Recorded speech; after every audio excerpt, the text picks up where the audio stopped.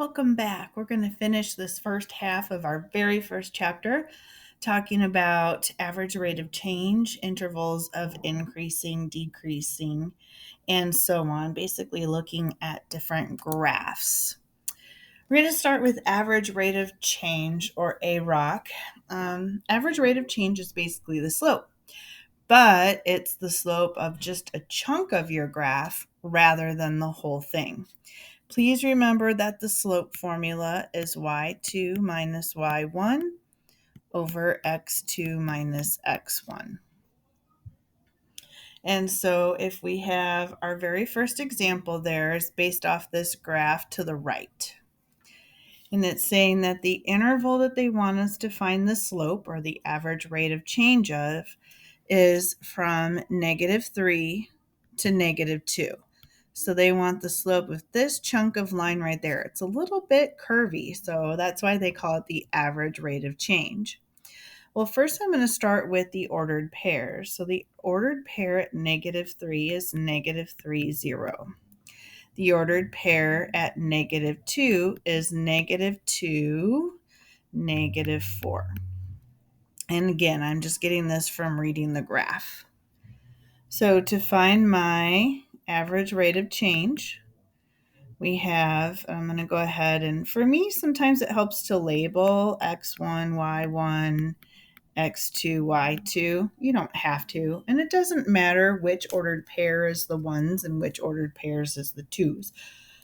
But if I'm plugging this in, we have y2 minus y1 over x2 minus x1. It's super important to make sure that you pay attention to this right here, that you did the minus that's in the formula and then the negative that goes with the 3, because it'll change your answer if we don't. Minus negative is really adding positive. -4 minus 0 is -4. -2 plus 3 is 1, and -4 divided by 1 is -4.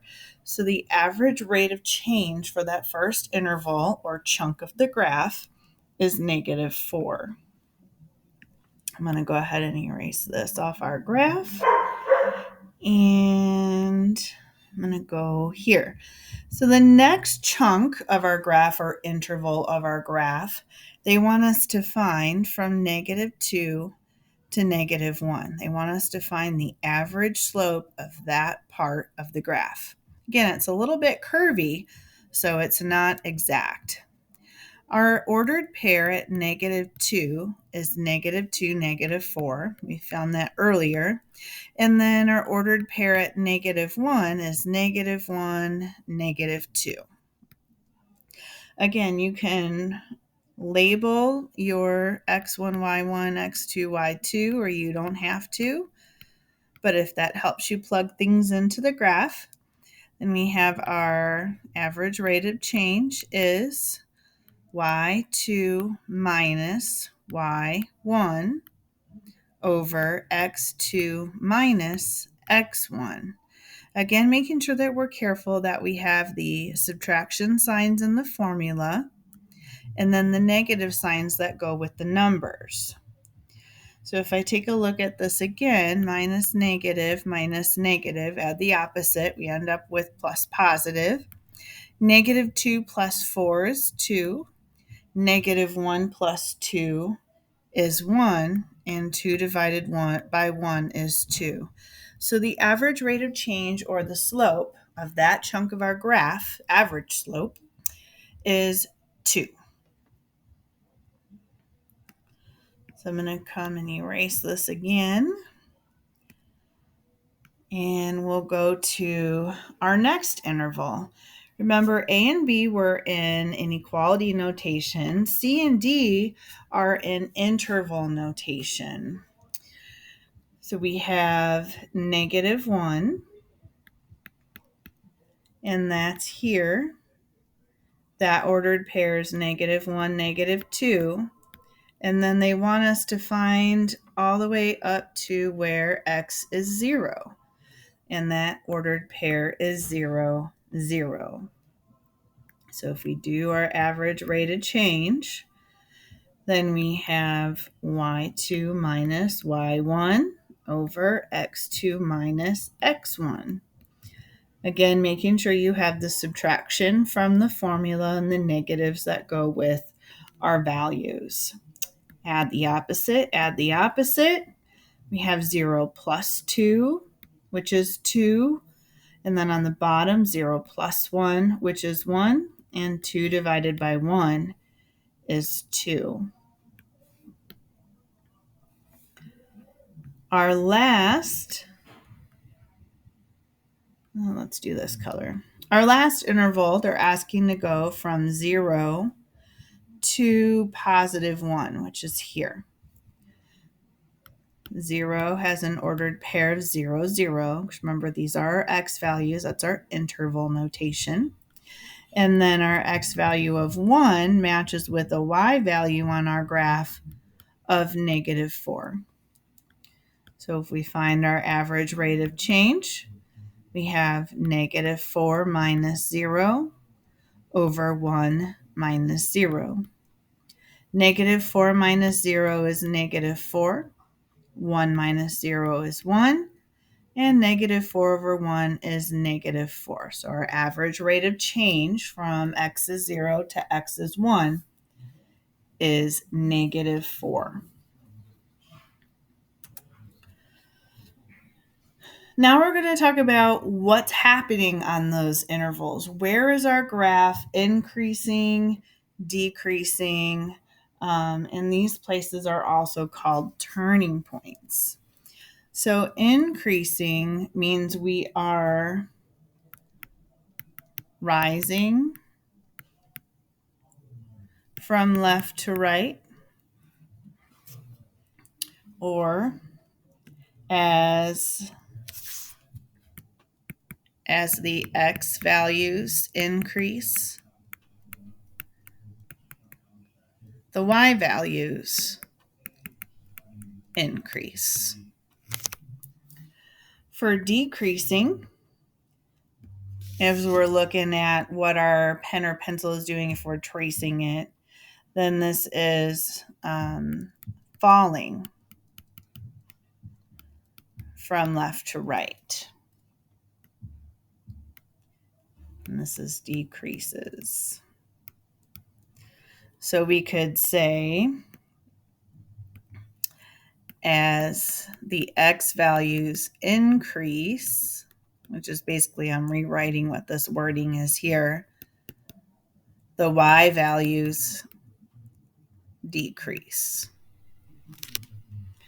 So when we're writing intervals or areas of increasing and decreasing, so that's for these two right here, we only use x values and parentheses. So we want to make sure we're not confusing ordered pairs. They're saying intervals of increasing and decreasing. They're not ordered pairs. It's just saying from this x to this x, my graph is increasing. From this x to this x, my graph is decreasing. Turning points, though, are ordered pairs. And then we have these turning points that are local maximums and minimum values. So we'll talk about what all that stuff means on this next example. So we're looking at this graph. Local maximum and minimums are also turning points. So what that means is, as I'm tracing or drawing the graph, a turning point is when we go from, when we change directions. So over here on the left, we're going down, and then right here, now we're going up. So we change directions. This would be a turning point. And we're going up and tracing up. Right here, now we're going back down again. And so that would be a turning point. A local maxima means a higher number in that part of the graph. So if I'm just looking at this part of the graph, this turning point is at the height of the graph. And so that would be a maxima. and that ordered pair is 0, 0. If I'm looking at the other turning point, and I'm talking about minima, minima comes from minimum, and so a small point. So if I'm on this snapshot of the graph, this turning point is the low point of that part of the graph, so that would be called a minima. And that ordered pair is at -2, -4. Intervals of increasing and decreasing. So that's again talking about where on the graph are we rising or falling, and what x value is that from. I like to start on the left side of my graph. I'm starting at this x value of -3, and I'm going down until I hit this wall right here at -2. I'm going down, that's decreasing. So from x is -3 to x is -2, I'm decreasing. At that turning point, as I'm tracing, now my pen's going up until I hit right here. So from x is -2 to x is 0, my pen was going up. My y values are going up in value. And then I'm going to go, because I'm not done with the graph yet. So up here at 0, now I'm going back down again. And down, decreasing, our y values are getting less. And that is from 0 to 1. X is 0 to x is 1.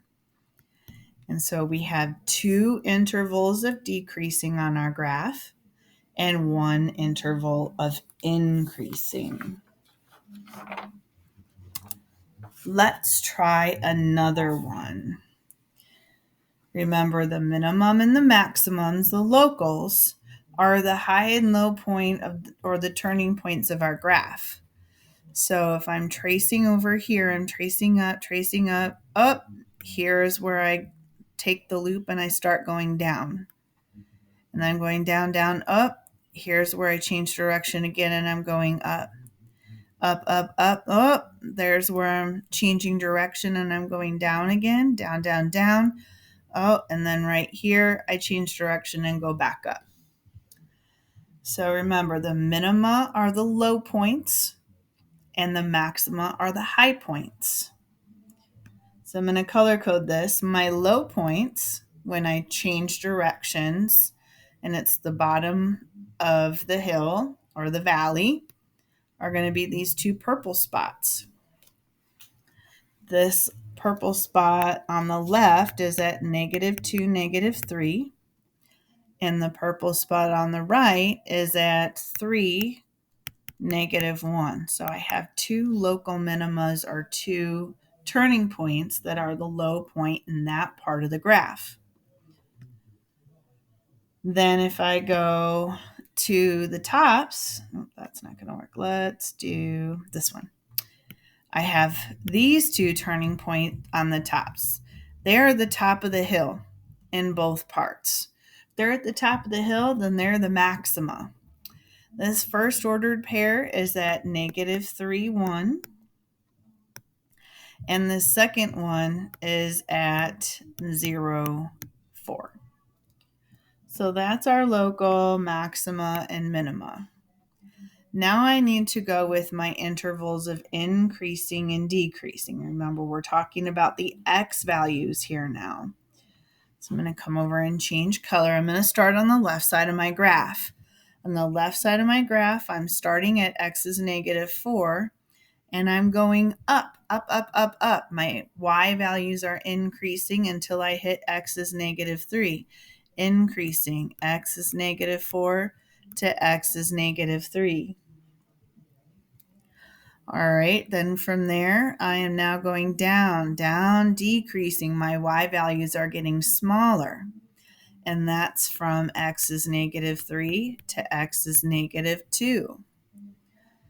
From there, I'm turning back up again. Up, up, up, up, up. Up is increasing. My y values are getting bigger. And so we go from -2 to 0 for x. From there, I turn back around and I go down, down, down, down, down, down, down, down, down until I hit here. That's decreasing, down, decreasing. That's from x is 0 to x is 3. And then at 3, we turn back around and we increase just a little bit because we're going up just a little bit. And that's from 3 to 4. So I have 3 intervals of increasing and 2 intervals of decreasing. We're going to talk about one last thing: positive intervals, negative intervals, and zeros of a function. Zeros of a function hopefully sounds at least just a little bit familiar because we did talk about that in Algebra 1.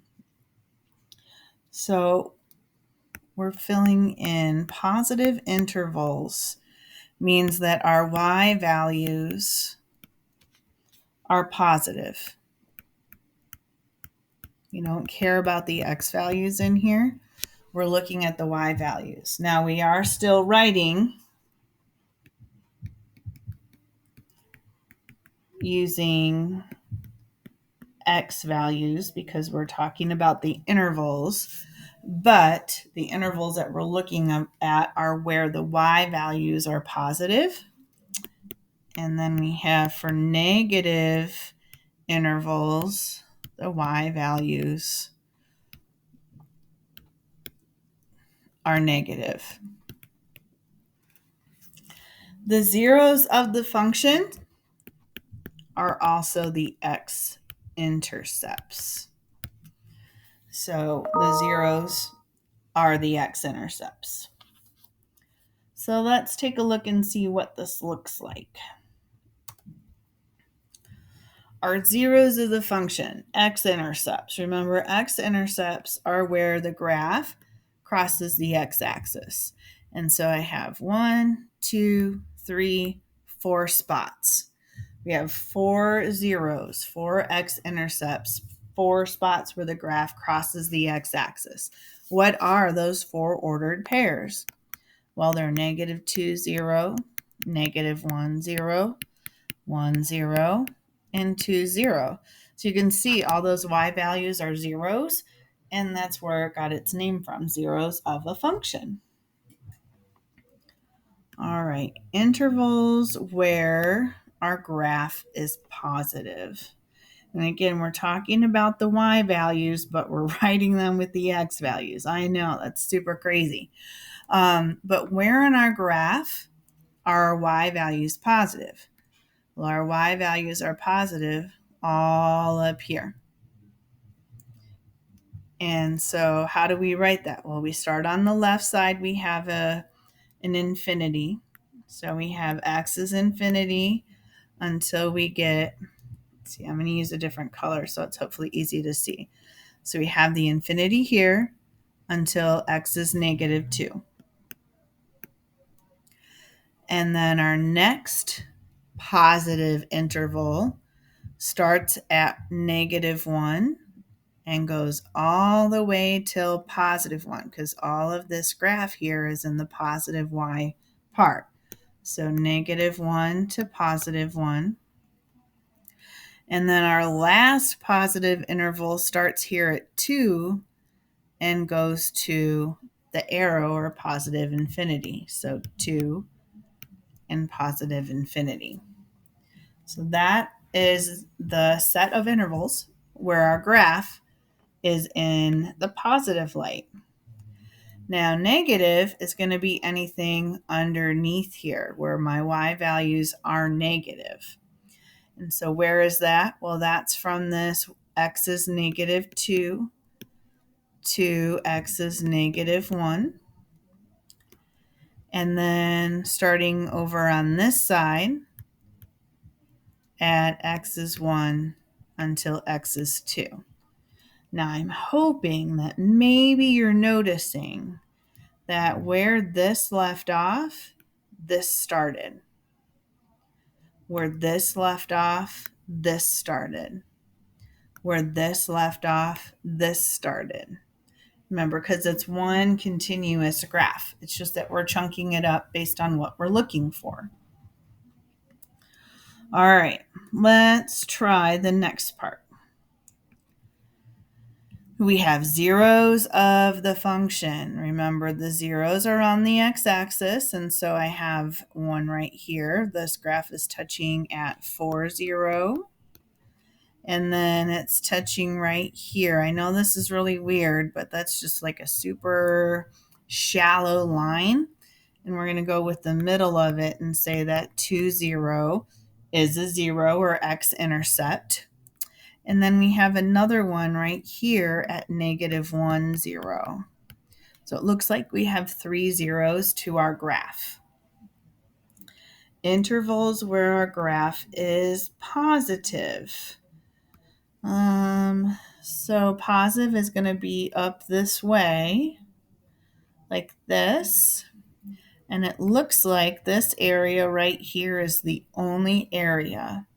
And so that goes from +2 to +4. And remember, it's x to x. So then where is it negative? Well, it's negative all underneath here, and that looks like a lot of the graph. There's an arrow over here on the left side. That's -infinity, and it stays negative this whole time until I get to the 2. And then it starts going negative again here at the 4 until we get to this right arrow. So 4. And we want to be careful, even though this arrow is pointing down. Remember, x values go left and right. So this is ever so slightly going to the right, which makes that a positive infinity. All right, we are going to practice this lots more when we come back to class. Thanks so much for joining me today. Have a great night.